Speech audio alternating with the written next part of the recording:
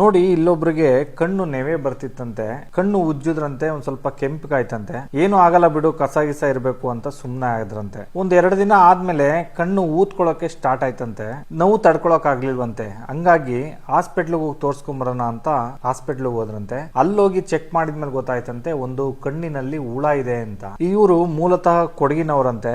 ಈ ಹುಳ ಆಕ್ಚುಲ್ ಆಗಿ ಕ್ಯಾಲಬರ್ ಊತ ಅಂತ ಹೇಳ್ತಾರಂತೆ. ಇದಕ್ಕೆ ಇದು ಆಫ್ರಿಕಾದಲ್ಲಿ ಜಾಸ್ತಿ ಕಂಡು ಬರುತ್ತಂತೆ. ಆಫ್ರಿಕಾದಲ್ಲಿರೋರ್ಗೆ ತುಂಬಾ ಈ ತರದೊಂದು ಹುಳ ಕಂಡು ಬರುತ್ತಂತೆ. ಆದ್ರೆ ಈಗ ಕೊಡಗಿನಲ್ಲಿ ಇದ್ದವರ ಕಣ್ಣಲ್ಲಿ ಕಾಣಿಸ್ಕೊಂಡಿದೆ ಅಂತೆ. ಆದ್ರೆ ಈ ಹುಳ ಎಲ್ಲೆಲ್ಲಪ್ಪ ಸೇರ್ಕೊಳ್ಳುತ್ತೆ ಅನ್ನೋದಾದ್ರೆ ಕಣ್ಣು ಮತ್ತೆ ಮಿದಿಲು 2 ಜಾಗಗಳಲ್ಲಿ ಇದು ಜೀವಿಸುತ್ತಂತೆ. ಇದು ಜೀವಿಸೋದು ಹೆಂಗಪ್ಪ ಅಂತಂದ್ರೆ ಕಣ್ಣಿನ ಮಲೈ ಇರುತ್ತಲ್ಲ ಮೇಲೆ ವೈಟ್ ಕಲರ್ ಆಗಿ, ಇವು ತಲೆಗೆ ಎಣ್ಣೆ ಹಾಕಿದಾಗ ವೈಟ್ ಮಲೈ ಬರುತ್ತೆ, ಇಲ್ಲಾಂದ್ರೆ ಮಲಿಕೊಂಡು ಎದ್ದಾಗ ಬೆಳಗ್ಗೆ ಹೊತ್ತು ವೈಟ್ ಮಲೈ ಬರುತ್ತಲ್ಲ, ಅದ್ರಲ್ಲಿ ಇದು ಬದುಕುವಂತದ್ದು. ಈ 2 ಜಾಗದಲ್ಲಿ ವಾಸ ಮಾಡುತ್ತೆ, ಕಣ್ಣು ಮತ್ತೆ ಮಿದಿಲಲ್ಲಿ. ಸಪೋಸ್ ಇದನ್ನ ನೋಡ್ಕೊಳ್ದಿರಾ ಇದನ್ನ ತೆಗಿಲಿಲ್ಲ ಅಂತ ಅಂದ್ರೆ ಪರ್ಮನೆಂಟ್ ದೃಷ್ಟಿನೇ ಹೋಗುವಂತ ಚಾನ್ಸಸ್ ಇದೆಯಂತೆ ಈ ಹುಳ ಇಂದ.